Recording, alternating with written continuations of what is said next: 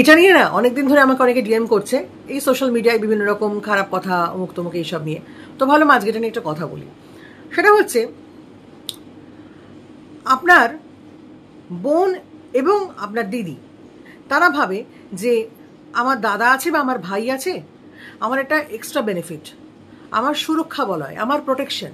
খুব ভালো কথা, আপনার দিদি বোন আপনার কাছে সুরক্ষিত, কিন্তু আপনার আচার আচরণ, আপনার কথাবার্তা, আপনার ব্যবহার, সেগুলো অন্য বাড়ির মহিলা, মা, বোন এদের জন্য ক্ষতিকারক হয়ে গেলে তো মুশকিল। তাহলে আপনার বাড়ির সুরক্ষাটা তো ঠিক নেই।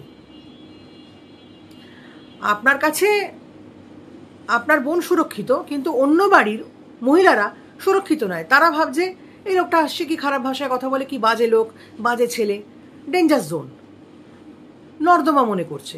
তো সেটা তো আপনার কিরকম সম্মান? এটা তাদের উদ্দেশ্যেই বলা যারা মহিলাদের দেখলে অকারণ অশালীন ভাষায় খারাপ কথা বলে অপ্রয়োজনে, কোনো যৌক্তিকতা নেই। তাদের উদ্দেশ্যেই বলা যে খারাপ কথাগুলো আপনি অন্য বাড়ির মহিলাদের উদ্দেশ্যে বলেন, তো সেই কথাগুলি আগে নিজের মা বোনের ক্ষেত্রে অ্যাপ্লাই করে দেখবেন, ডিফারেন্সটা বুঝতে পারবেন, ভালো লাগবে সেই জিনিসগুলো। বা অন্য লোক যদি আপনার মা বোনকে সেই একই টোনে কথা বলে, আপনার কেমন লাগবে? এই গালাগালিগুলো যদি আপনার মা বোনকে দেয়, এটা আপনাদের শোধরাবার জন্য, বলার জন্য, বোঝানোর জন্য বলা। কাজেই শুধরে যান। ভালো থাকুন।